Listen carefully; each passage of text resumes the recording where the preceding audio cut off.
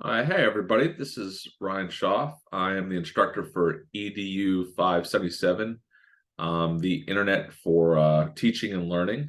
We're taking it in fall of 2023. We just started yesterday, so it's a brand new course.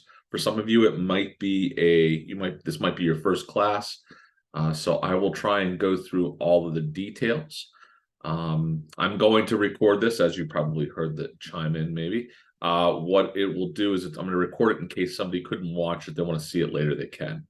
So I'm going to go ahead and I'm going to share my screen and just go over some of the details. So as I said before, this is 577, the Internet for Teaching and Learning. So my name is Ryan Schaff. I'm Associate Professor of Educational Technology in the School of Education. Before that, I was a elementary school teacher and a technology teacher in Howard County for 12 years. I'm the author of 2 books, and I'm married, and I have 2 boys and 2 dogs. So full house.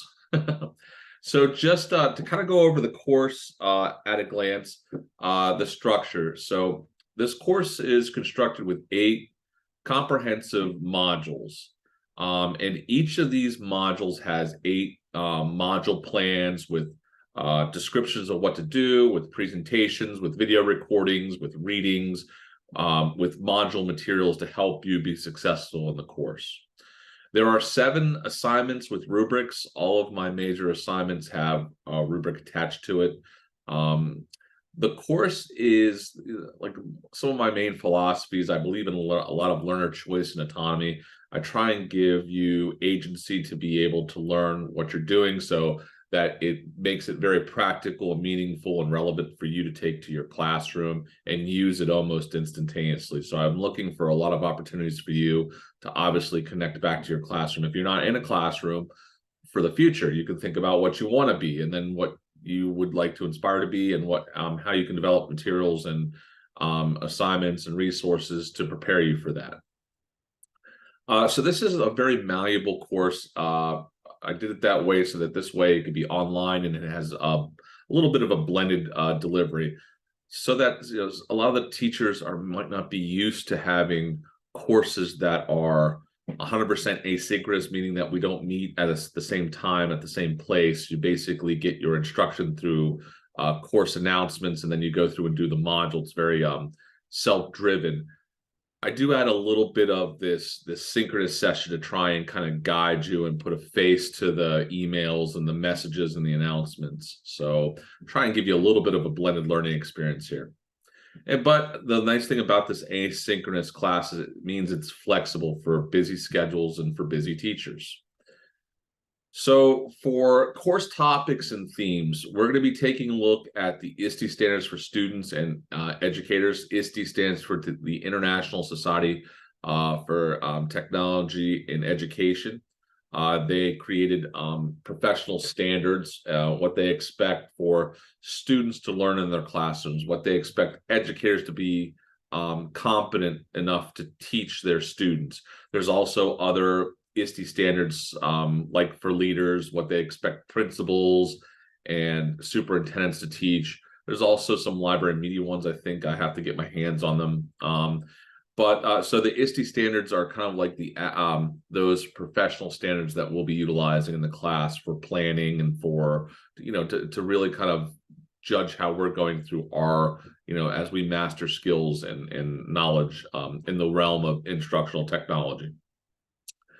So we'll be starting with, in fact, this week's kind of you're off to just looking a bit, I try and start off a little bit slower. So this way, a lot of people are coming on for the very first time to the school. They're not used to having a class. The easiest way as we have people coming in and filtering in is to I just try and start things slow. So this module 1 is just about a little bit of an introduction or even a refresher on hardwares, computers, and what I call technology systems. It's some of the things that a lot of you will see in schools. It's really to kind of build up that academic vocabulary. So we, when I mention something like a hard drive, we understand what a hard drive is. So we're trying to kind of make sure that we're using the same type of language and we understand exactly what it is. So it's kind of start us off on that. And from there, we'll expand as more people get comfortable with using Brightspace, which I'll give you an introduction for. So there's blogging, not just, and I'm not having you write your own blog, but I'm having you analyze a blog using the lens of professional development. There is quite a digital landscape out there of wonderful advice and suggestions and ways that educators, whether you're a library media specialist, an aspiring library media specialist, a teacher that's in the classroom, wants to become a connected educator, or you just want to really develop into a modern day facilitator, there's a way that you can actually connect with experts in the field, because there's quite a bit of publishing when it comes to blogging, professional blogs, and expert-based blogs. So you're going to be taking a look at a type of blogging, but I'm not asking you to write it, not necessarily. You're more like going to be using it for a type of alternative professional development. I'll talk about that more later. Information fluency, learning about, information, misinformation, fake news, all that other stuff. Talking about how information's really become kind of dispensable. It's almost like I call it information's kind of like the 21st century oil. It's very valuable, and that's how companies like Amazon and Apple and all of them have made their billions, not only with the hardware, but also with the software. And they also know how to use information. But we're going to take a look at information, what that means for our students. Digital tools for digital learning. We're going to take a look at different tools and apps and web-based of course, that's the name of the course. You're going to be taking a look at things that you could potentially use in your classroom. There's going to be quite a bit of time for you to find and analyze and kind of vet really good instructional and digital tools to use in the classroom. And of course, with that, the technology integration, the evolution of the web, how it started off in its infancy and how it's grown into things that are produced artificial intelligence. I am working on a new module that'll kind of look at artificial intelligence. It's with ChatGPT and all the other cool tools that are being developed, can be extremely useful and help with productivity with teachers. And it really can help you as a student too. It's just that we have to look at the moral and ethical ways in which we can use it. Web quests and hyperdocs. Web quests are a very old type of inquiry-based framework for student instruction. Might be old, but it's not bad. It takes advantage of authentic assessment, authentic inquiry-based ways of learning, project-based learning, problem-based learning. It is quite useful for packaging instruction into a nice, neat module. So we'll take a look at web quests and hyperdocs, which is kind of like a variation of a web quest.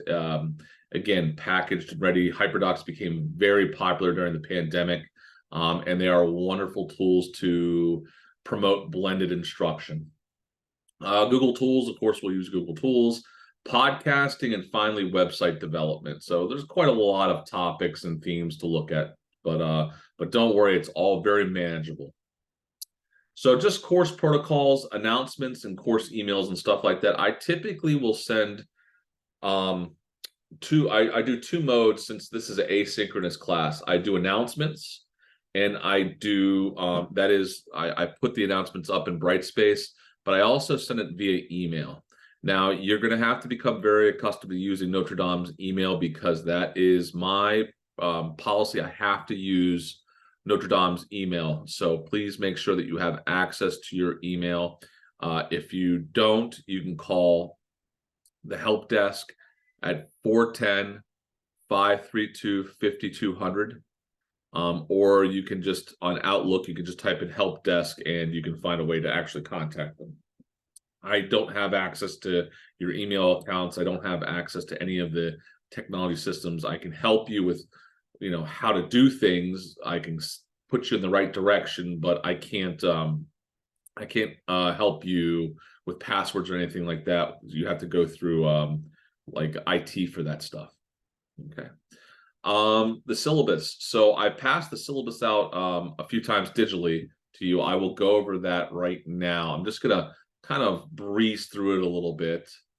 Let me make it nice and big so the recording can get it.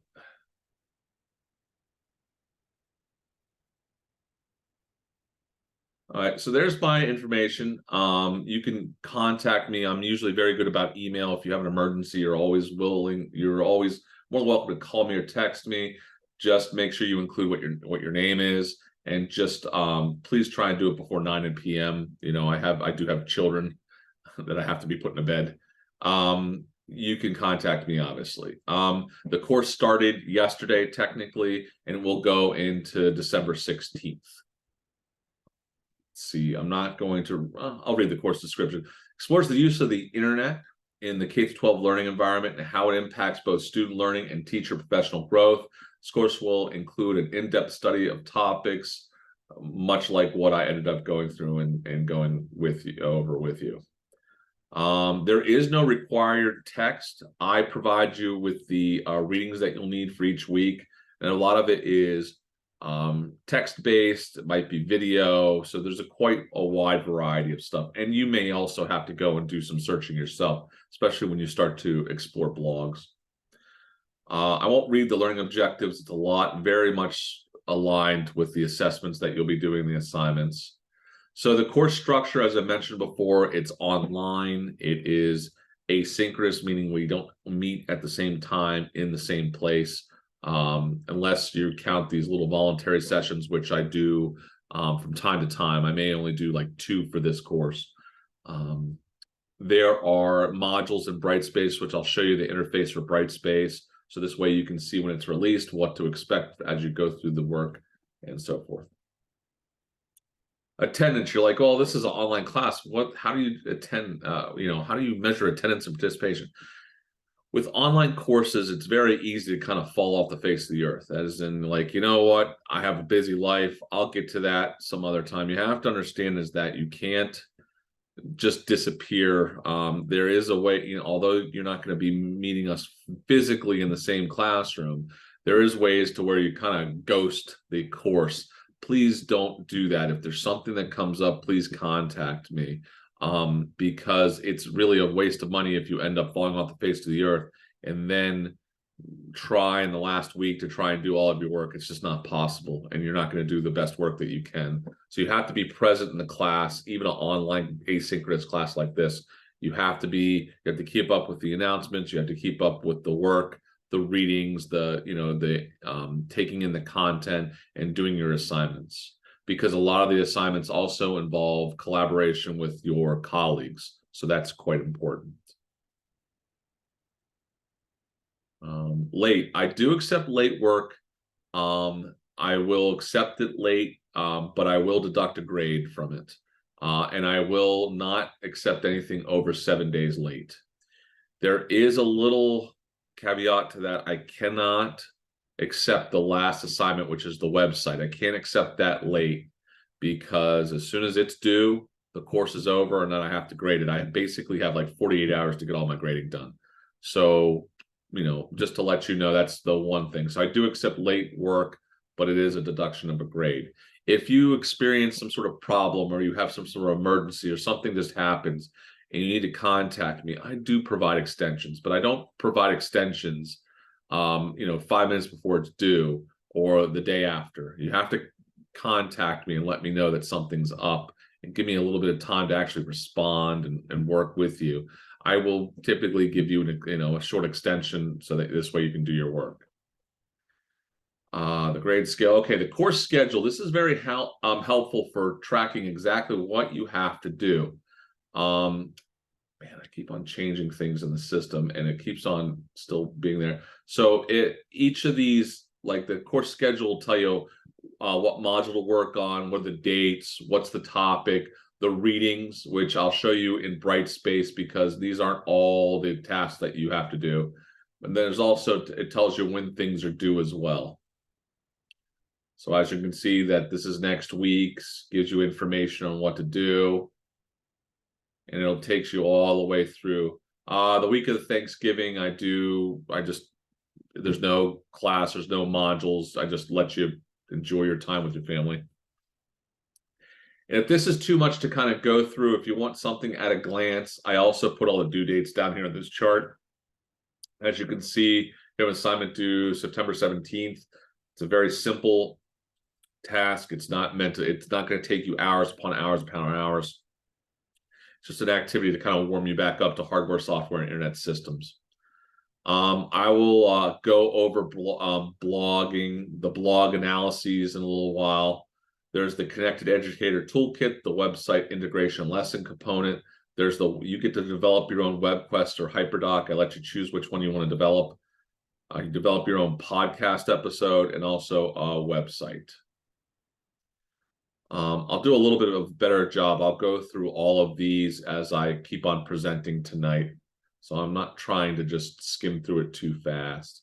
So it's 7 assignments over the course of the next few months to mid-December. There is an honor code. Please be aware of it. That is that it's expected you to do your own work and avoid plagiarism.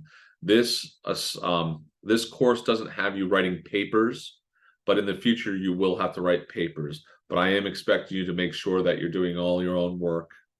There's the academic integrity statement.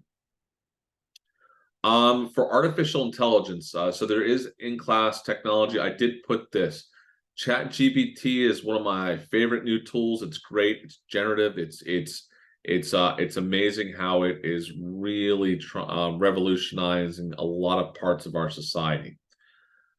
I am not against you using artificial intelligence when it comes to coming up with ideas, generating rough drafts, thinking about things, brainstorming, all for that. But when it comes to doing your work, I am expecting you to make sure that you are doing your work. If there's something that you generated with artificial intelligence and you want to cite it someplace, you are more than welcome to cite it as a source. This is also, again, I don't have research papers, but in the future, you're going to really take this to heart because the School of Education has the same AI policy. In fact, I'm going to do a module on AI just to show you how useful it can be.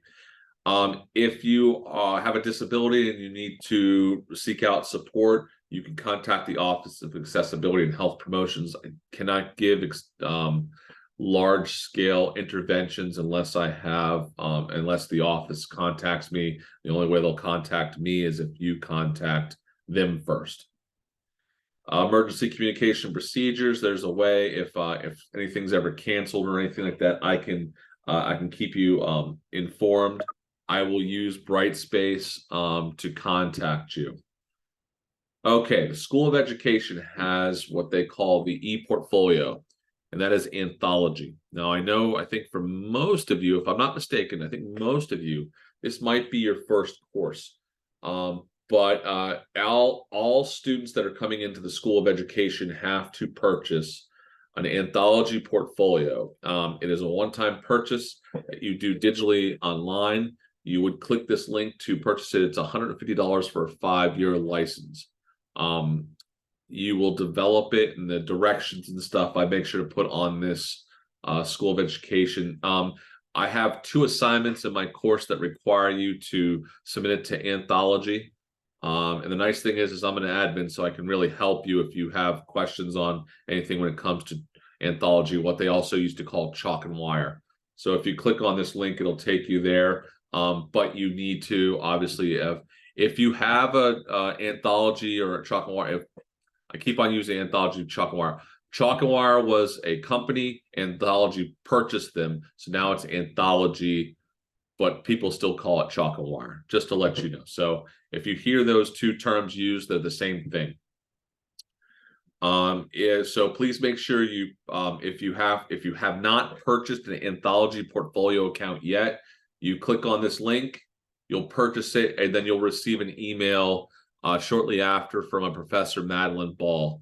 She'll give you instructions on how to set up your portfolio. So all School of Education students, except for the PhD program, they purchase e-portfolio accounts from Anthology. I'll make sure that is placed into an announcement this week, just so this way you can get ready. You don't have to turn something into Anthology for, I think, a few weeks. So you have a little bit of time to be able to get access to an account.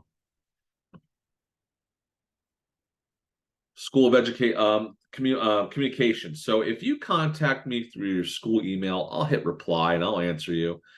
But for my communication, I have to contact you through the School of Education, through Notre Dame's email. The reason being is it's connected to Brightspace, it's connected to all the systems. So I can send a mass mailer to you through Notre Dame. So please make sure you're checking your Notre Dame email account regularly. If you need any help, again, you are more than welcome. There's a link there to the student handbook that kind of goes over the directions on what what are the expectations for using email. If you need the help desk, again, it's 410-532-5200 to access your email. You should have gotten a packet from the university on using all of their technology systems. Classroom etiquette, please make sure you're being respectful. We are doing a lot of communication online, so just please make sure that you are respectful in your communication with colleagues and with myself. I will make sure to be respectful to you, I promise. And the philosophy assessment, I'll let you read that. So that's the syllabus. I kind of went through it pretty quickly, but I made sure to highlight some of the important stuff. Okay. So Brightspace. So Brightspace is the learning management system that that Notre Dame of Maryland University uses. Okay, when you first come to Brightspace, you're going to end up on kind of like a dashboard where it's like the main communication hub between you and the system. Okay, you're going to find your tile for your course, which is pretty easy. It's probably the only one you see. It says 577.90. If you click in it, you'll enter my classroom. This is like my website classroom. Okay. And you'll see on the left-hand side, you'll see a table of contents. You'll see on the right side, there's the course announcements. If you look up here where it says content, I always suggest to students to go through content. If you click on content, it makes it almost into a book. You have a table of contents here. You don't see these all right now because I've hidden them until it's time to release them. Okay, but on the right side, you'll see all the content that you can read and obviously go through and connect with. Okay, module 1, if you click on module 1, you'll enter module 1. And then as you can go through it, you'll see there's a plan right here. The module plan is like what you do from A to Z. I go through everything. I talk about, here are the objectives of the module. Here are the lectures, what you'll be reading. Here are the resources that you're going to be reading. Here are the videos, if you're going to be watching videos.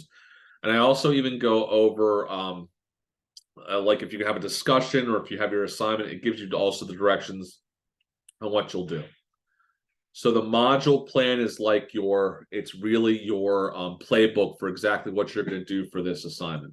You can use these breadcrumbs to go back and forth.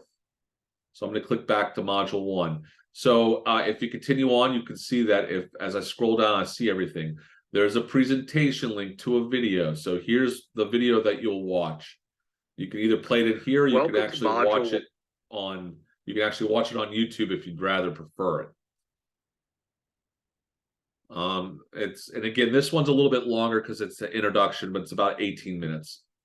If you get tired of my nasally voice, you can also read the transcript.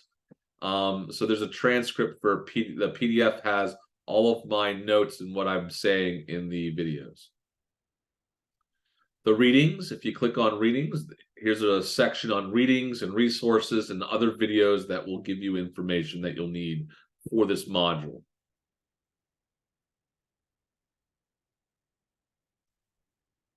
Okay. Again, all these are links. You're going to be reading these resources. There are also Word documents. Here's the assignment number 1, which is the hardware, software, internet system. It's about a bunch of questions about the computer you're using, about the search engine and web browser you're using, and just a quick little comparison activity. It shouldn't take you long. It's just a kind of like a warm-up activity to get you prepared for the course. Now, eventually, you'll then get module 2. That'll be released on Sunday night. And again, you'll see the same thing. There's module. Now, you won't see it right now on your Brightspace because it's hidden, but you'll see that there's a module plan. There are videos, transcripts, there's information, there are readings to do, links to resources. Try to make it as helpful as I can for you. Okay. Let me show you quickly. As I mentioned before, you're going to be analyzing blog posts. So you are going to be participating in four discussions throughout the course. The first one doesn't start until October 2nd. But to access your discussions, once this is open, you click on here, click on the link, and then you click on Start a New Thread, and you can start participating in whatever the post is. Once you're there, you can also hit reply, and you can reply to other people's posts. If you need to see your grades, you can go to Tools and go to Grades. If you need to ever, this is not until, doesn't become relevant until December. If you need to do your evaluation for the course, you can also go to Tools and click on this Smart Evals link as well. I think if there's anything else here. That's pretty much the functionality of Brightspace, at least the stuff I think that you need to know immediately. Went over the expectations of Notre Dame, email, okay. And I talked about Anthology Portfolio, which I'll do another follow-up message for you later on. I went over assignment 1, assignment 2. So let me go over the assignments in a little bit more detail. So what I'm going to ask you to do is I'm going to share with you a big list of a bunch of education blogs that are, they're pretty good, that might interest you. What you're going to do is you're going to, throughout the entire course, you're going to select 4 blog posts. You're going to summarize the post. You're then going to talk about and analyze what are the takeaways. Why is it important? Why is this content important for education? Why is it important for you? So the takeaways. And then you're going to share it with your classmates, but not just share it just for your good. You're also going to share it in case they're interested in the topic. You're then going to select 2 of your colleagues to reply to. So it becomes a little bit of a discussion. So this way we're finding resources, sharing information, and also collaborating together to build up a, to kind of crowdsource in the course. So there's going to be 4 throughout the course. And now what I do is I usually give you a 1-week blog window to actually find your resource, read it, summarize it, do your initial post, and then wait for your colleagues to also post. It's about 6 to 7 days where you'll get to actually do your posts. You're done by the 12th of November. Connected Educator Toolkit. So I'm going to have you go out and find 20 digital tools that you find useful to maybe use in the classroom, either the classroom you're in now or the one that you'll be in the future. From those 20, you're going to pick the 10 that really intrigue you the most, that you feel like has the potential to really help you instructionally, help your students instructionally. And then you're going to go into much deeper detail. You're going to summarize what the tool is, how to use the tool, talk about, if you're in a grade, how you would use it. There's a lot more information about the Connected Educator Toolkit. It's really about you looking at tools and thinking about how to use them. For assignment 4, there's the website integration lesson plan. I'm going to get you to select one internet resource, and you're going to plan instruction around it. It can be whatever grade you're in or what grade you're going to be in. You're going to find ISTE standards that would align with the instruction that you're going to do. You're going to create a lesson objective. You're going to talk about how you would assess the lesson objective. How you would assess the lesson and the learning that's going on in it. You'll give me a lesson chronology. You'll start at the beginning and walk me through it. So this way I understand what you're doing. That's not until middle of October. There's a web quest or HyperDoc. You get to create your own web quest or HyperDoc. That you may want to start to think like, what do I have going on in November to December? You can actually develop something that you might use this year or that you get to use in the future with your students. Podcasts. You're going to create your own episode of a podcast. I will take you through that. It's a 5 minute to 20 minute podcast episode. So a lot of fun. And finally, you get to develop your own website. It's if you already have your own website, I usually will accept that as credit, but we'll get our hands dirty in Google Sites. I'll get you to develop your own web page. That's pretty much it for the course. It's a fun course. You get to learn a lot about the internet. You get to learn about a lot of different tools and resources.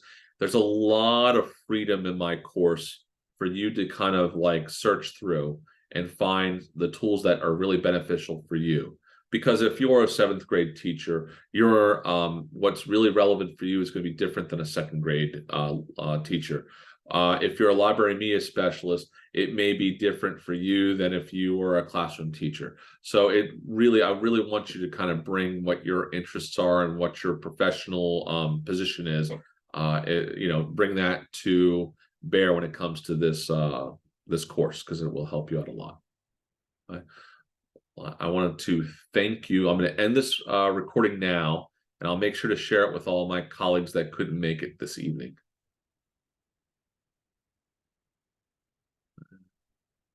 Let me stop recording.